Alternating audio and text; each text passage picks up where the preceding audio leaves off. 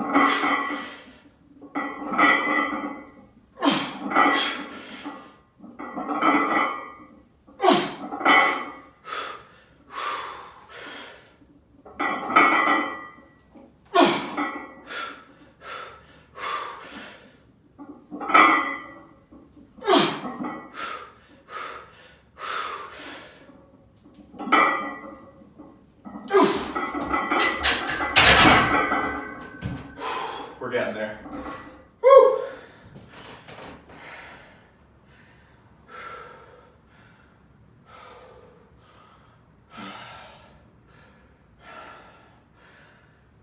I can see next week 365, maybe 11, maybe 12, we'll see.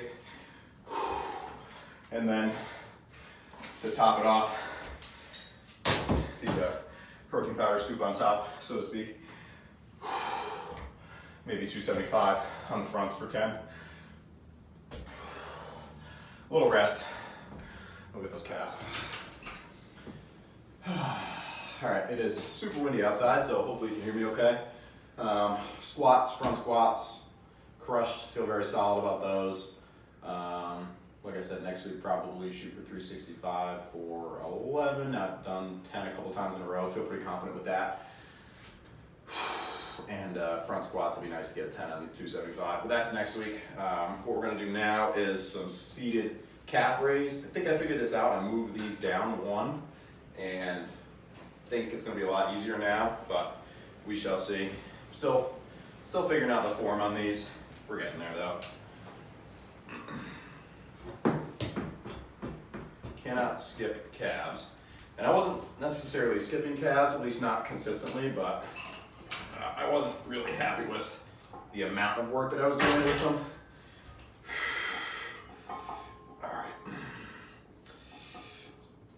Digs in a little bit, nothing crazy.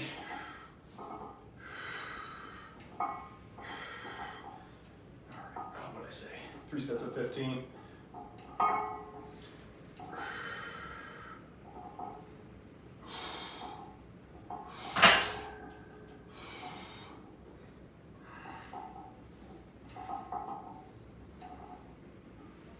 Felt easy, so we'll go 5 more.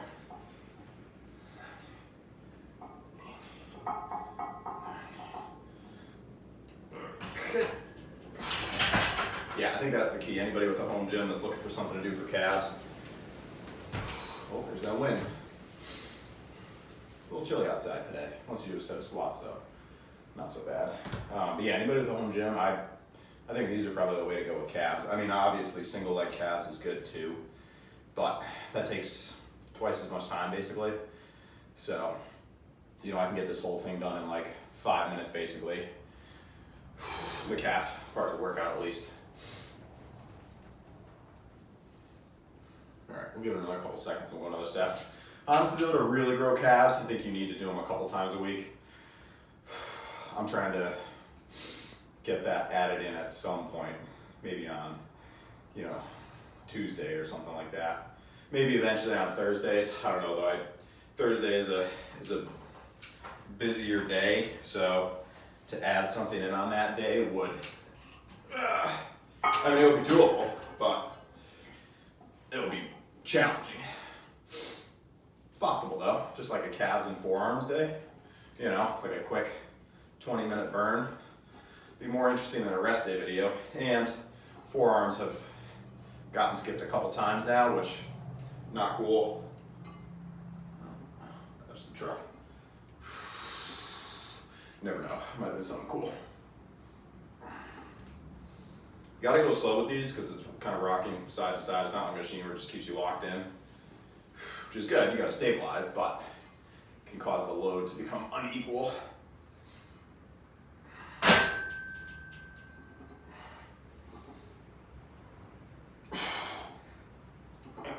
So, all right, we'll get one more set. Trying to get like 20 reps. That was a good workout week, better than last week. Lots of food tonight. Hopefully we'll see like a 208, 209 weigh in tomorrow, and yeah, start the week strong. Should be good. Got to get that 225 for 12 tomorrow on the incline. So close last week. I think I posted the part of the fail. I mean, I posted, you know, until I just rolled it down. All I did at the end was just set it on the safeties. I was like this close from lockout. So I think it'll be there. It'll be there this week with enough food, obviously. Oh, it's crazy out there. It's a good test of strength for the trees. All right. Thankfully there's no trees too close to the house, so should be okay. All right. There's this one rotten one that's like right there that I thought about trying to push down a couple times, but that is stupid. I'm not gonna do that. Even though it'd be cool when it fell. You know, it's rotten, so it's gonna fall at some point anyway. I don't want it to fall and land on anything important, so. But I also don't want it to fall and land on me. All right, 20.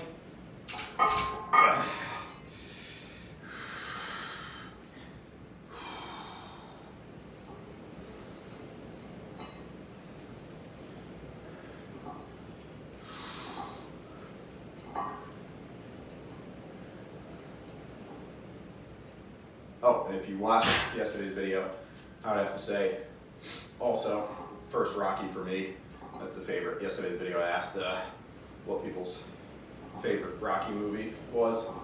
And the first is just, you know, it's where it all started. Classic. Rocky's not insanely shredded in that one. He's just, you know, normal, moderately bulky physique. Lost count, yeah. Whew. All right. Yikes. On a hilltop here, so maybe that's why the wind is so crazy. All right, well that's it. Definitely feel the calves working. you know, it's a little cold, so no crazy calf pump today. Forearms, I might try and get those in at the end tomorrow. I definitely don't want to let them continue to slack and become frail, so I'm going to figure out, maybe I put that on Tuesdays. There might be a schedule change coming for Tuesdays, so I might have a little more time on the Tuesday workout. So that's a definite possibility incoming. But yeah, that's it for today. Appreciate the support. I seem to get a lot of questions about the leg day, like that I only do 2 sets for legs, and probably talked about this last leg day too, but you know, I'm not saying that programs aren't good. I think programs are really good. Everything's a program. What I'm doing is a program. You know, there's basic ones, 3 sets of 10 and stuff like that, but you just gotta be consistent with it. And I think that sometimes people overcomplicate it, you know, and think that they need to do like an hour and a half of legs with 6 sets of squats, and then front squats, and then split squats, and then calves, and then leg press and leg extension, and all this different stuff. And I think what happens, especially if you're a natural lifter, is you'll have a really epic workout one week, and then the next week your body will still be recovering from that workout. So your workouts will be very inconsistent because your body just can't get used to that much volume, time retention, sets, reps. So, you know, my approach is just stick to the basics, focus on squats, front squats, calves, and just try and improve, you know, slowly and steadily over time, and, you know, try and keep the form as solid as possible, and just try and create that consistency. And then once you've got the consistency, you can build on that. So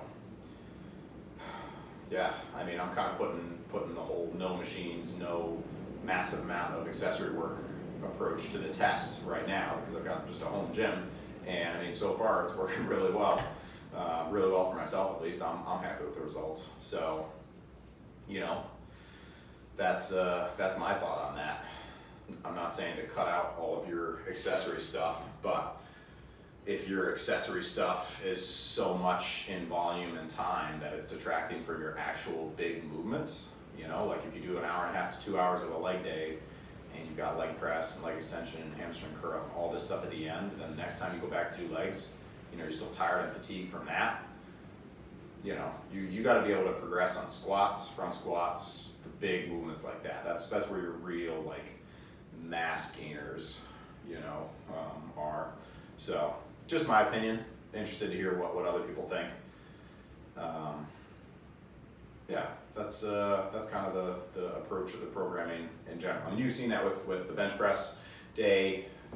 You know, 2 movements for chest, 1 movement for triceps specifically. Same thing with back. Same thing with shoulders. Shoulders has a little more of fluff work, but still not a ridiculous amount. It's always, you know, around that hour time frame or less. So interested to hear what people think about that.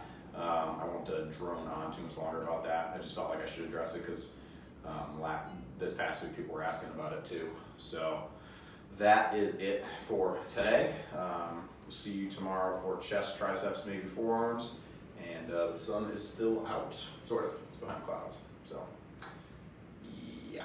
All right, that's it. Peace. Bonus footage, summary of that whole spiel that I just went into. You have to be able to progress the big movements to get better, bigger, and stronger. That's my opinion on that. And when the fluff and accessory work gets in the way of that, I think the results can suffer. So yeah, just figured I'd summarize that. All right, peace.